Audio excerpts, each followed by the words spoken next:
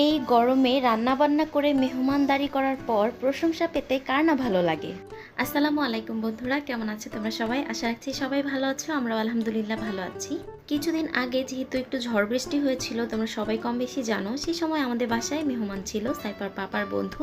তো এই জন্য মূলত আমরা দুপুরবেলা ভুনা খিচুড়ি রান্না করেছিলাম, সাথে করেছিলাম গরুর মাংস। তো আলহামদুলিল্লাহ এটা অনেক মজা হয়েছিল। তো আমাদের প্ল্যানিং ছিল দুপুরে যেহেতু ভুনা খিচুড়ি খাওয়া হয়েছে, রাতের বেলা আমরা করব বিরিয়ানি। তো যেই চিন্তা সেই কাজ, রাতের বেলা আমরা করেছিলাম চিকেন বিরিয়ানি, সেই সাথে করেছিলাম ডিম কোরমা। আর এই রান্নাটা মাশাআল্লাহ অনেক বেশি প্রশংসা পেয়েছে। তো আজকের ভিডিওটা যে জন্য করা সেই কথায় চলে আসি। তো মূল কথা হলো এই ডিম কোরমাটা হচ্ছে আজকের ব্লগের হিরো। তো আজকে মূলত আমি তোমাদেরকে এই ডিম কোরমা রেসিপিটা করে দেখাবো, কারণ এটা মাশাআল্লাহ অনেক প্রশংসা পেয়েছি। তো সেই ভাইয়ার রিকোয়েস্টে আজকে তোমাদের সাথে রেসিপিটা শেয়ার করছি। সো চলো বকবক না করে আমরা মূল রেসিপিতে চলে যাই। তো এখানে আমি 6টা ডিম নিয়ে নিয়েছি, এগুলোকে একটু বয়েল করে নিব। তো ডিমগুলো ভালো মতো বয়েল হয়ে যাওয়ার পর এগুলোকে আমি খোসা ছাড়িয়ে নিব। আর খোসা ছাড়ানোর পর সাথে একটু লবণ মিক্স করে রেখেছি।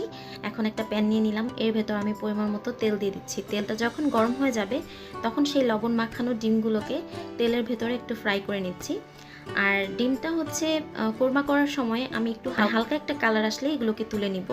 আর যদি তোমরা ভুনা খেতে চাও সেক্ষেত্রে লাল লাল করে ভেজে নিতে পারো। ডিমের কোরমা করার সময় আসলে খুব বেশি ভাজা না দিলেও সমস্যা নেই। তো এই তো হালকা ভাজা হয়ে যাওয়ার পর আমি এখন ডিমগুলোকে তুলে নিচ্ছি। তো এরপর সেম প্যানটাতেই আমি হচ্ছে কিছু গোটা গরম মশলা আর সেই সাথে পেঁয়াজ কুচি দিয়ে দিচ্ছি। তোমরা চাইলে পেঁয়াজ বাটাও ইউজ করতে পারো। তো যাই হোক, এখন আমি এগুলোকে একটু ভালো মতো ফ্রাই করে নিচ্ছি। তো পেঁয়াজটা ফ্রাই হতে থাকবে, এই সময় আমি এর ভেতর 1 চা চামচ পরিমাণ আদা আর রসুন বাটা নিয়েছি। এগুলোকে একটু ভালো মতো অয়েলের ভেতর ফ্রাই করে নিতে হবে, যাতে এর ভেতর কোনো কাঁচা ফ্লেভার না থাকে। তো এই জন্য আমি একটু নেড়েচেড়ে ভাজা ভাজা করে নিচ্ছি। পেঁয়াজ রসুন আদা বাটা যখন খুব ভালো মতো ফ্রাই হয়ে যাবে তখন কিন্তু একটা ফ্লেভার অ্যাড হবে, এতেই তোমরা বুঝতে পারবে এগুলো ফ্রাই হয়ে গেছে। ঠিক সেই মুহূর্তে আমি এর ভেতর অ্যাড করে দিচ্ছি বাদাম বাটা।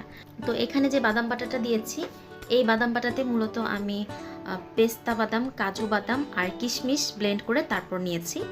তো আমি 1 টেবিল চামচের মতো ইউজ করেছি। তোমাদের যদি ডিমের পরিমাণ বেশি থাকে সেক্ষেত্রে তোমরা বাদাম বাটাটা কমিয়ে বাড়িয়ে নিতে পারো। আর আজকে আমি তোমাদেরকে যে রেসিপিটা শেয়ার করছি এটা হচ্ছে সবচাইতে ইজি ওয়ে। তো এর চাইতে সহজ উপায় আসলে আমার জানা নাই। তো আমি খুব কম মশলায় তোমাদের সাথে ডিম কোরমার রেসিপিটা শেয়ার করছি। তো বাদামটা ভাজতে ভাজতে এক পর্যায়ে দেখবে যে তেলটা একদম ছেড়ে ছেড়ে এসেছে। তো ওই সময় এর ভেতর আমি লাল মরিচের গুঁড়ো, ধনিয়া গুঁড়ো আর হচ্ছে লবণটা দিয়ে দিব পরিমাণ মতো। তো এরপর আরও কিছুক্ষণ ভেজে নিচ্ছি, তার ভেতর অ্যাড করে দিব লিকুইড মিল্ক। আমি এখানে গরুর দুধ নিয়েছি, তোমরা চাইলে গুঁড়া দুধ একটু পানির সাথে গুলিয়ে দিতে পারো, এতে কোনো প্রবলেম নেই, টেস্ট কিন্তু সেমই থাকবে। তো এরপর দুধটাকে একটু ভালো মতো বাদাম বাটার সাথে মিশিয়ে দেওয়ার পরে আমি এখন ঢাকনা দিয়ে ঢেকে দিব দুধটাতে জাল আসা পর্যন্ত। আর এই সময় চুলার কাছ থেকে কিন্তু নড়াচড়া করা যাবে না, সেক্ষেত্রে দুধটা একদম উতলে নষ্ট হয়ে যেতে পারে। তো এরপর আমি এর ভেতরে ডিমগুলোকে দিয়ে দিলাম, তারপর উপর থেকে একটু ভাজা জিরার গুঁড়া ছিটিয়ে দিচ্ছি। একটু নেড়ে চেড়ে মিশিয়ে দেওয়ার পর আমি এতে কাঁচামরিচ অ্যাড করে দিচ্ছি, এতে করে দারুণ একটা ফ্লেভার অ্যাড হবে। এরপর আরও কিছুক্ষণ নাড়াচাড়া করার পর আমি এর ভেতরে লাস্টে একটু সামান্য চিনি দিয়ে দিব। এই ক্ষেত্রে তোমরা লবণটা একটু টেস্ট করে নিতে পারো, যদি কম বেশি হয় সেক্ষেত্রে অ্যাড করে দিতে পারো। তো আমি 1 চা চামচ পরিমাণ চিনি দিয়ে দিচ্ছি, এতে টেস্টটা ব্যালেন্স হবে অ্যান্ড খেতেও ভালো লাগবে। তোমরা এইভাবে কিন্তু বাসায় অবশ্যই ট্রাই করে আমাকে জানাবে যে কেমন লাগলো তোমাদের কাছে রেসিপিটা। তো দেখতেই পেয়েছো খুবই ইজি ওয়েতে আমি তোমাদের সাথে ডিম কোরমা রেসিপিটা শেয়ার করেছি। আর এই রেসিপিটা তোমরা সাদা পোলাও অথবা বিরিয়ানির সাথে সাইড ডিশ হিসেবে রাখতে পারো, খেতে কিন্তু ভালোই লাগে।